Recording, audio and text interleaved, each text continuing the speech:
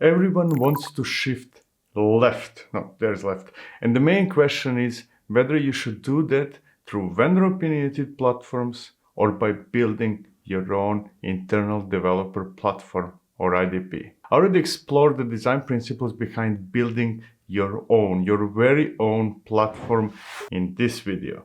So today we'll take a different direction.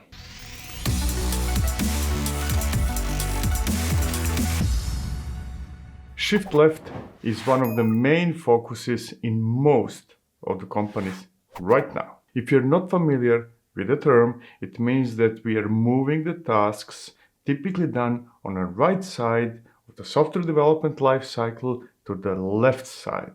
It's about ops experts enabling application developers to be self-sufficient. Or in other words, we are trying to enable application developers to define, deploy, and observe their applications without having to rely on ops experts. Now, that cannot be done by saying, hey, here's a credit card, go and buy whatever you need in AWS, Google Cloud, or Azure.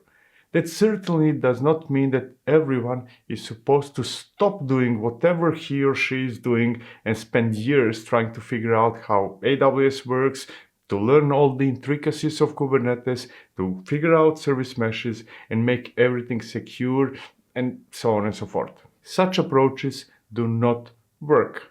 Instead, we have platforms that make those tasks easy and accessible to everyone. The main question is whether we build such a platform or we rely on third-party solutions. If we'd like to build a platform ourselves, we would probably pick solutions like Crossplane, those over there, Kubernetes, or you might realize that that's too much work and adopt a vendor-opinionated solution. That's where Qovery comes in. It is a vendor-opinionated software as a service or SaaS solution that works in your own infrastructure. It greatly simplifies deployment and management of your applications as well as databases. You own it, you manage it, you pay for it just as you always did, but with Qovery you can do it in a much simpler way. So let's see it in action first, and then we'll talk about its pros and cons and whether it might be an interesting solution for you to explore further. Now, I already registered to the platform. I did AWS credentials and I connected it to my GitHub account. I will skip that part because it's boring, and let's go straight to the meat of what Qovery enables us to do. This is the screen that you will see after you do the initial setup, and that screen allows us to create a new project. We can use a demo project as well. I will not do that today. I have my famous silly demo application that I'm going to use. So let me create a new project. Now, this is straightforward as everything else in Qovery. I just need to answer a couple of questions. In this case, actually only one important question, and that's the name of the project that I want to create. And project is kind of a group.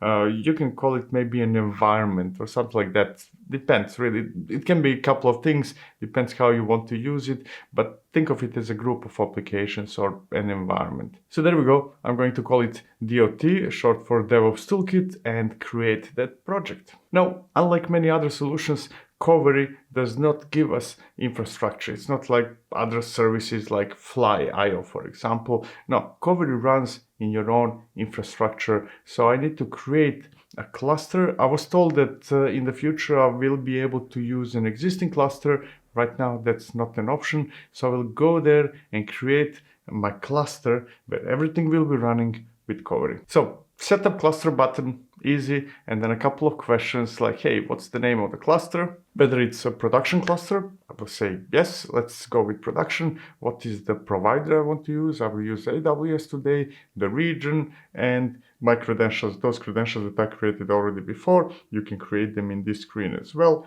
And then I'm going to hit the next button. Let's go. Let's get that cluster. Here I can specify instance types and the size of disks on those servers and how many nodes I want. I will leave the default values. They make sense for the demo, and you should know that you can change them depending on your needs. So the next button, without changing anything, and then some additional features like static IP and so on and so forth. Again, I don't care about those in this context. I will just go for the create button right away. And now we come to a confusing part, because after I said, yes, I want to create, I need to say that I want to install the same things that I already said that I want to create, but let's go with it. Let's see what we'll get. Now it's all about waiting, because it takes 20 to 30 minutes more likely in AWS to create all the resources. AWS tends to be slower than others. So we can wait together, or I can tell you that you should join the channel and subscribe and like the video and convince your boss to sponsor this channel. And also I should tell you that the gist, no, there is no gist actually. There is no gist, because this is all ClickOps, right? Click, click, click, click, click. No gist today, but you should still like this video and subscribe and do all the things that you normally do. And I will not bother you waiting together with me. We're going to skip this part and move forward 30 minutes or something when the cluster is fully operational, up and running. Okay, we're back. The cluster is up and running, and I can do typical operations like update it, stop it, and so on and so forth. The only thing I'm interested really is to see at this moment, to see how the logs appear and what I can see in the logs. So let's see what's in the logs of the process that created my cluster. And there's nothing really exciting over there except the last message that says, "Yay, I'm finished. I have your cluster. It's up and running." So logs, cool. Nothing really special. Let's go back. Now, by the time you are watching this video, the version 3 of the service is probably going to become the default, but when I'm working with it, it's not. So I'm going to click that button over there at the top saying, "Hey, do you want to experience the new version of our service?" And I will say, "Yeah, of course I do. I like the latest and greatest." So let's do the rest of the operations from the new console version 3. And with cluster up and running, I'm now ready to create environments. I'm going to create production environment to begin with. We'll see, maybe I will create additional environments later. And then once I enter the production environment, I can essentially deploy my applications. I can create new services, and there are two types of services I can create. I can run my applications, or I can run or install, deploy a database. Now, since the application I want to use is a stateful application, I will start by creating or deploying a database. And over there, I can choose one of the two options. It can be managed, which means, hey, this will be the database managed by your cloud provider, or it can be unmanaged, self-managed, what Qovery calls mode container, which means I will create and run the application, not the application, the database in your own cluster, and then you're kind of responsible for it, or more responsible than you would be responsible if you're using cloud option or managed database. I'm lazy, so I will go with the managed database, which will probably, I hope, create an RDS database. So I will choose PostgreSDB, the latest version, and I will make it public because I'm brave. You should not run public databases, but I will today because it's a demo, and then I will continue. And by continue, I mean, hey, here's the information about the things that will be created. Do you really want to do that? Like additional confirmation?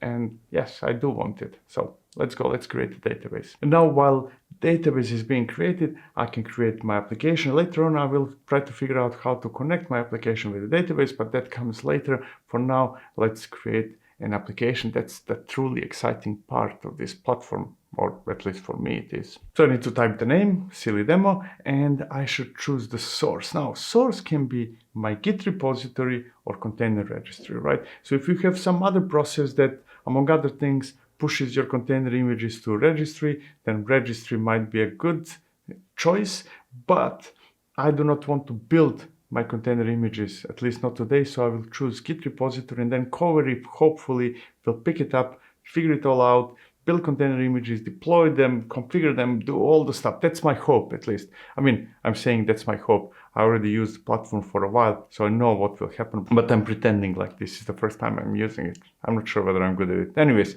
let's create an application, silly demo, from a Git repository. Now, in my case, And this is not the first time happening.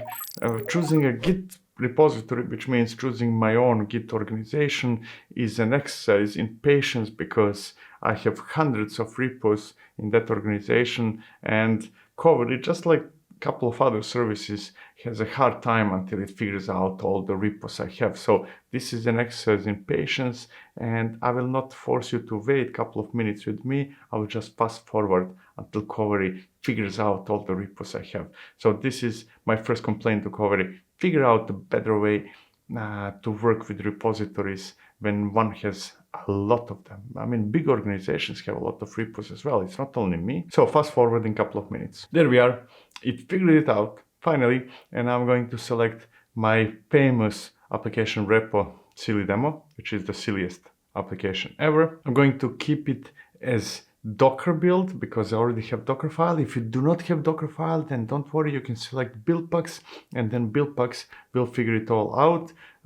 You can watch the video about buildpacks somewhere over there, but don't do it right now. Watch it later. Continue watching this video. So let's continue. Let's see what else do we have. I can specify how much CPU and memory I want my application to use and how many instances I should have.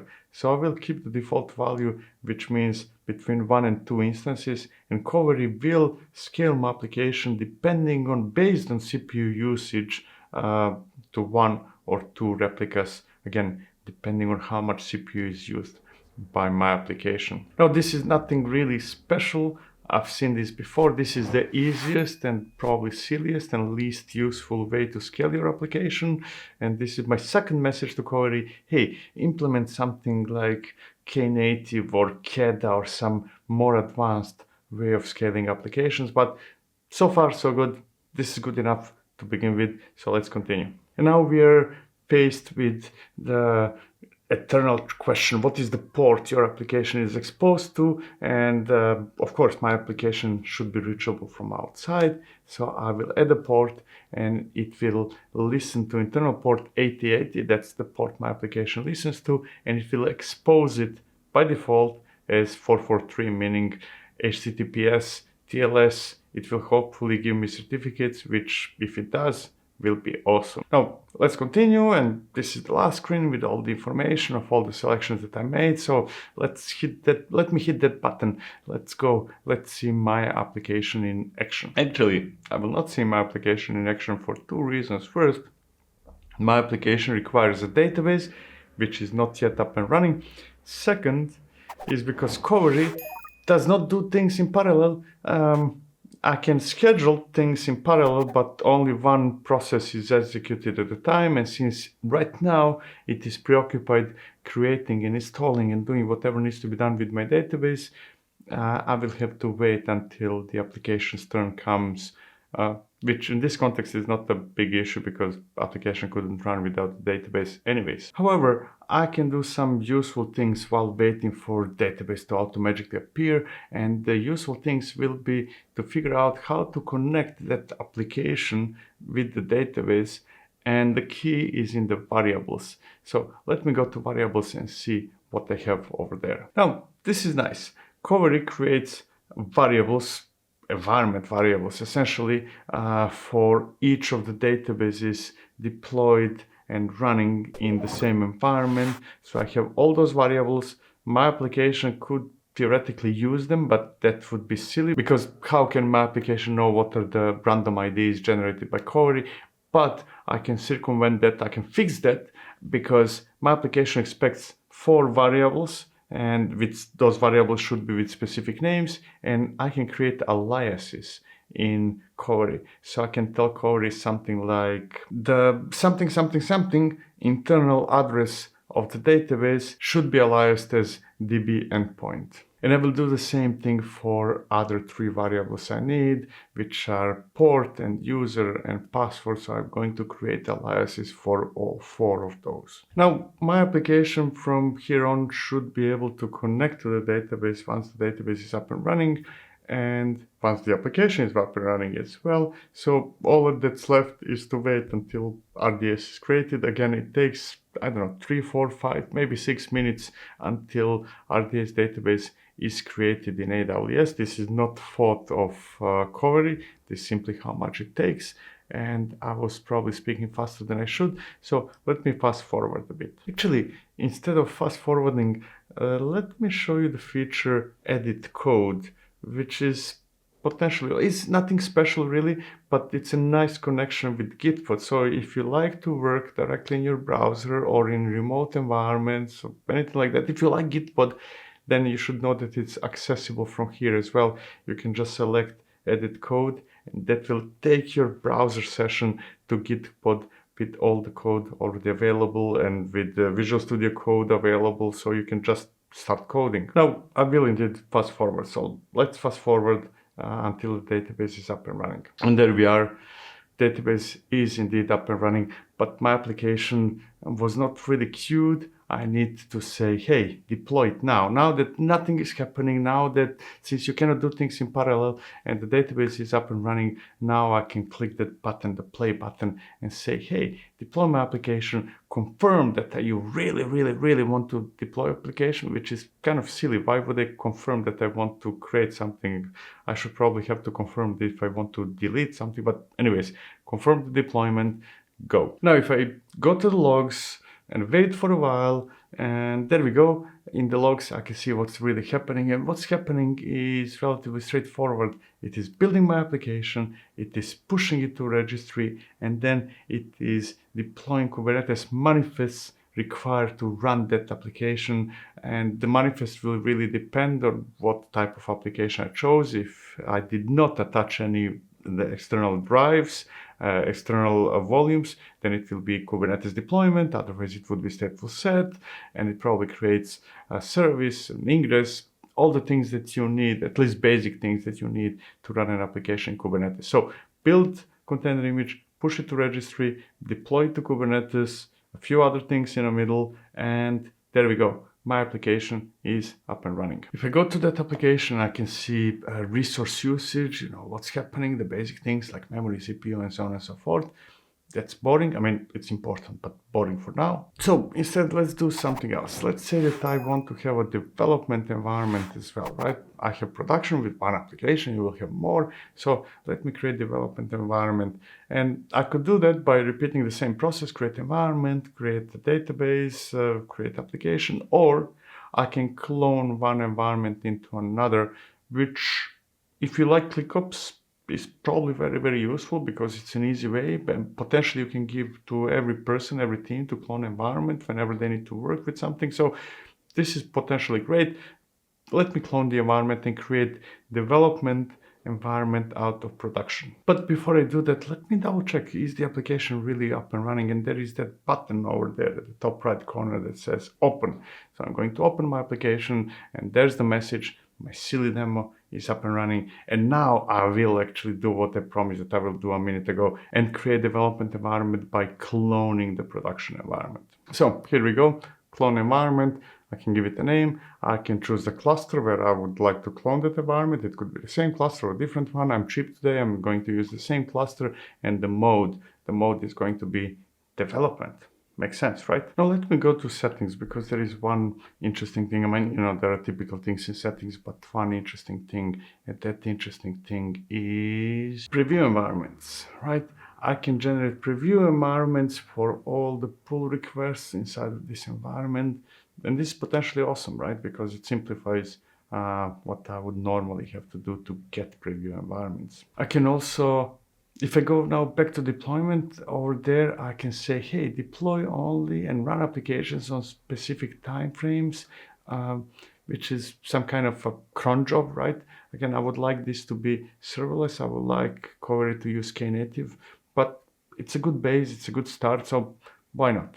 You might want to shut it down during night because your developers are not working 24/7. Now, all it takes in this development environment, which is clone of production, is to click deploy for the database and click deploy for the application. Maybe it would be probably nice if I could have selected that it should be deployed automatically without asking me, but nevertheless, now all that's left is to deploy those two applications, which are clones of production, which is nice, right? There are quite a few other things that you can do in Qovery, but you probably get the gist.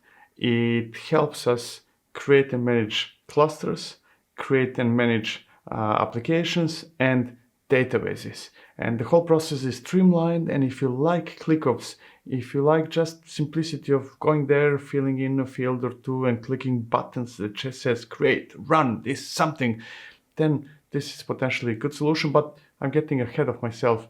Let's go into pros and cons. Let's discuss what's good, what's not so good, and whether you should use Qovery or not. So what should I start with? Let's go with pros.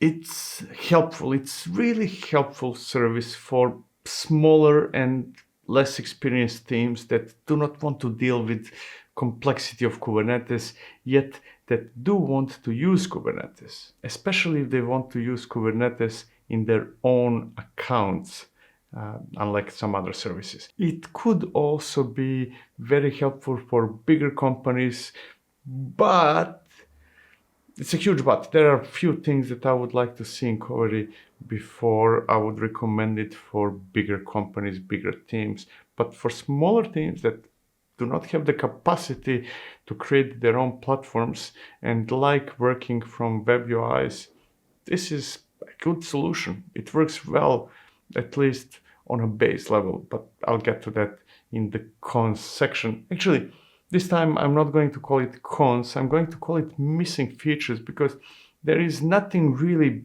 bad about Qovery, so no negative things, but there are things that I think could be improved, or additional features that could be added and that could make it or convert it from this is good into hey, this is absolutely awesome. So missing features, not cons. And the first one is that I would like to see some kind of tooling that would be aimed not at application developers, but at ops, to enable application developers to deploy to production, like using existing clusters. That would be awesome.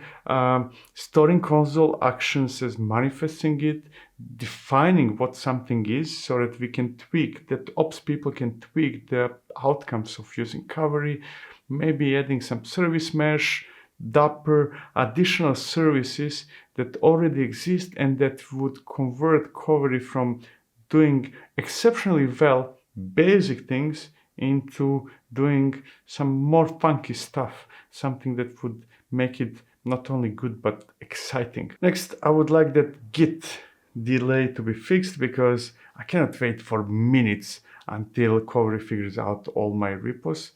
That's a small fix, so I expect you to fix it fast, maybe by adding a search field instead of going through all my repos. Next, autoscaling works only with CPU, and that's probably the silliest metric to scale on. I would like it to work more intelligently with maybe requests, how many requests are coming, and scale based on requests, maybe some other metrics and so on and so forth.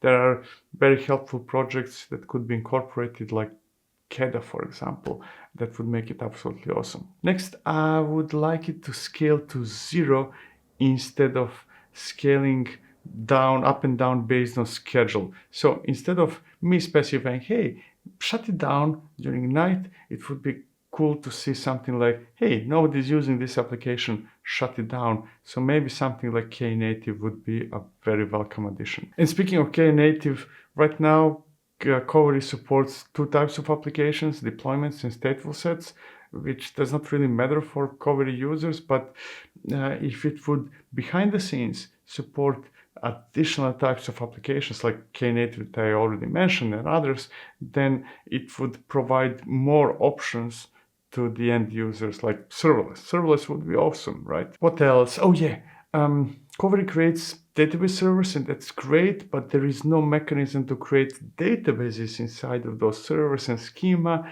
and that means that I as a user would need to go out of Qovery to do that, which is not necessarily bad, but I would expect Qovery to cover the whole life cycle and not say, hey, I do this and that, and then go somewhere else and come back here. So creating databases and schemas would be excellent addition. And finally, the last one is that there is no concurrency, right? So I can perform only one operation at a time. I cannot perform operations in parallel.